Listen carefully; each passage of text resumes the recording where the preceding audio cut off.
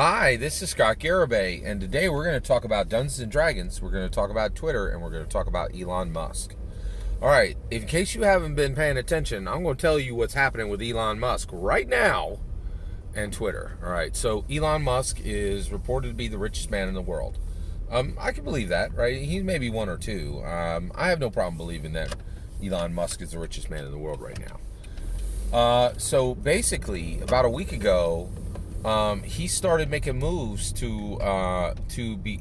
So the first thing he did was he became the number one shareholder of Twitter stock. And at that point he owned about 9%. Okay, and then there was some brief discussion about him being on the board. And then the board of Twitter got freaked out about Elon Musk. This is my interpretation of everything I've been able to read. Right? If anybody wants to correct any of this, let me know. All right. Go ahead right down below, right? So then the Twitter board seemed to get freaked out by Elon Musk wanting a seat on the board. It was like, whoa, we don't know if we're cool with that, right? And so what they did was they had a talk with him, right? And then they broke away from the talks, and then it was reported that and then what happened is Elon Musk said, hey, I can acquire Twitter. I can just buy out all the stock. And then he made an offer. He made an offer for $41 billion. $41 billion to buy Twitter. I'll tell you right now, I think I remember specifically that Microsoft, right before Trump got elected, I think I remember reading that Microsoft turned down an offer to buy Twitter for $5 billion, right? That there was talk about Twitter being acquired by Microsoft, and Microsoft was like, "Oh, $5 billion's too much," right? And now Twitter is at a point where they don't want to accept $41 billion. Can you imagine that? That's a journey, right? Now, why on earth is Twitter very, very interested? Oh, we're not sure. I didn't get through all the stuff that happened. So Elon Musk offers to buy Twitter for $41 billion. Twitter doesn't want to get bought, right? They don't want to. And so what they said, and so there was reports that the Twitter board was planning a poison pill. Now, what's a poison pill?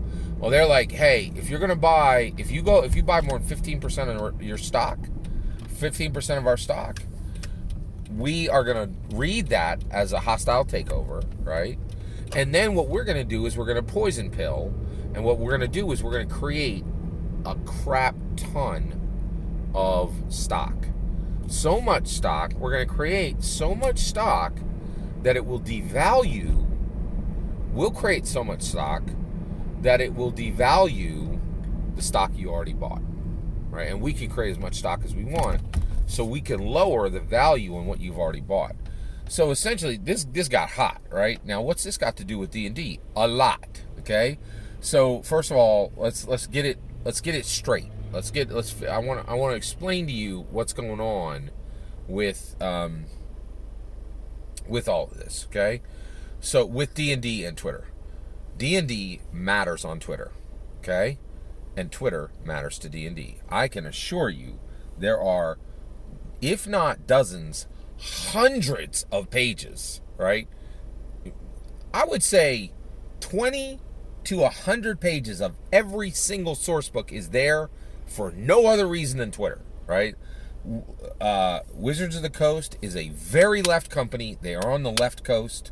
They are very woke, and they listen to Twitter with an ear cocked. They listen to Twitter very carefully, and they give Twitter what it wants, right? And Twitter is incredibly left. I don't even know if I need to say that. Twitter is incredibly left, right?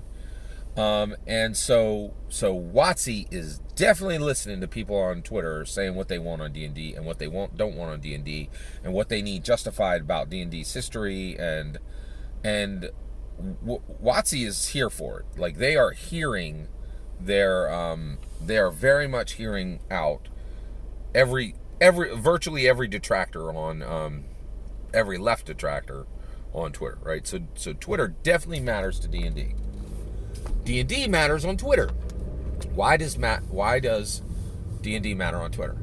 Well, in case you ain't aware, D&D is like, it is for incredibly smart, incredibly charismatic, incredibly confident people. And I'm convinced the macro level Dungeon Masters and players have multiple degrees. Not just one degree. I think multiple. I have 2 degrees. I'm a Dungeon Master, right? And I think the vast majority of Dungeon Masters and players now have a college degree or more than one. America. Everything I'm talking about is American specific here, okay? So, and get this, Twitter is the social media for the literati, right? Like, if you're literate, if you are highly literate, then you are definitely on Twitter, right?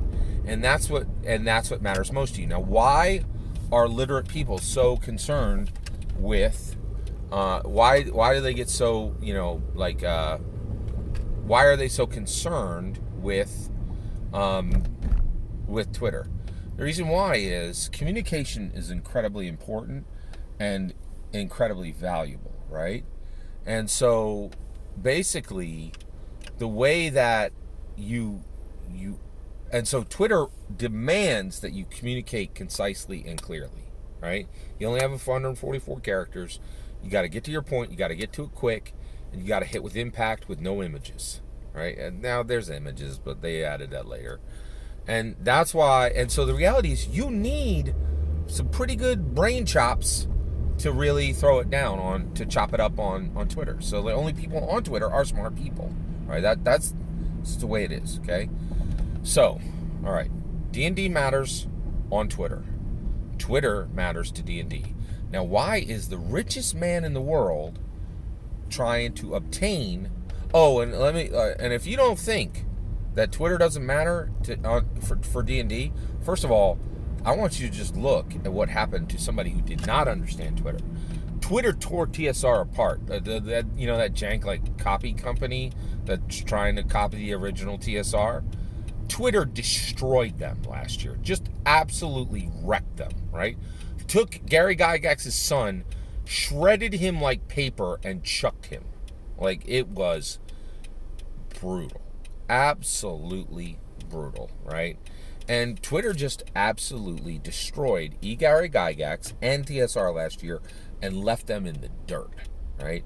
So the reality is Twitter has power. Twitter has power over the TPRG, and Twitter has power very directly over D&D.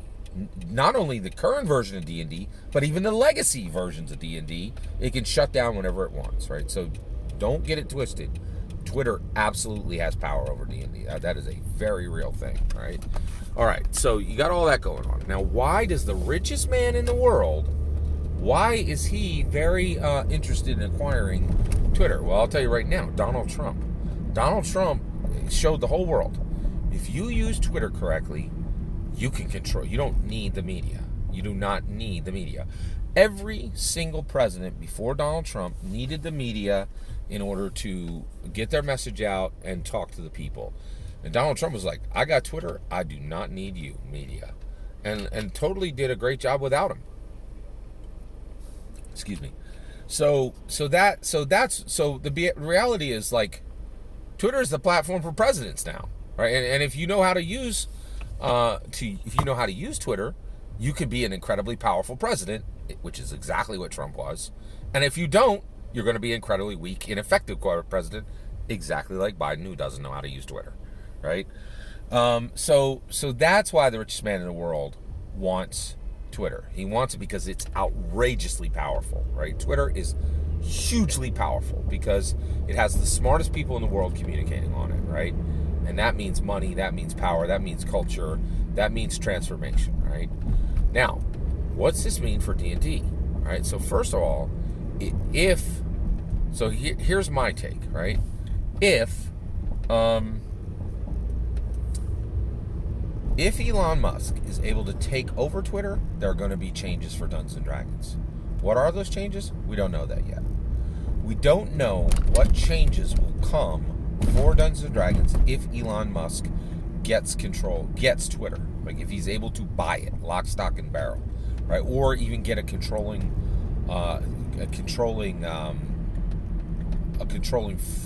hand in it, right?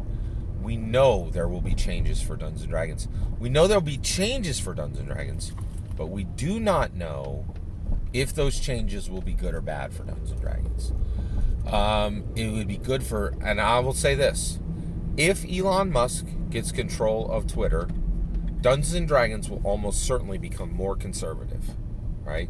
Because of that.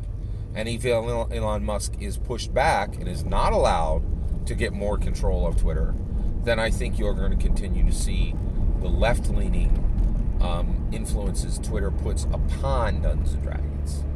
So that, I think that's, and that's important. That's very important. So if Elon Musk can get a controlling interest in Twitter, it will make it so that I think a lot of conservative voices will come back onto Twitter, right? Because they were shoved off onto these jank, like, I think Getter or some nonsense site that I definitely don't go to, right? Like, so like every social media site that you use, there's some dark universe, mirror universe version where a bunch of conservatives talk, right? I'm not on any of them. And so that is what, so I think it's really important to D&D fans that Elon Musk is trying to get Twitter. And the reason why is if he gets Twitter, there will be changes. And I will say at the minimum, the changes will be that conservative voices will be louder. And I do think Wizards of the Coast will listen to those voices. And the reason why is they listen to Twitter. And if Elon Musk gets control of Twitter, gets that controlling interest in Twitter, Twitter will get a lot more conservative the day he gets it. And I do think that will impact what happens at Wizards of the Coast. So Elon Musk trying to get Twitter is very closely connected to Dungeons and Dragons, right? And the other thing, yeah. Can you guys say it? Yes, right? This problem doesn't exist for any other tabletop role-playing game in the world because none of them matter, right? Like, except Dungeons and Dragons. Only Dungeons and Dragons plays at this scale, right? Well, that's my opinion. Love to hear your thoughts. Let me know in the comments below. Please consider liking and subscribing, and have a wonderful millennium.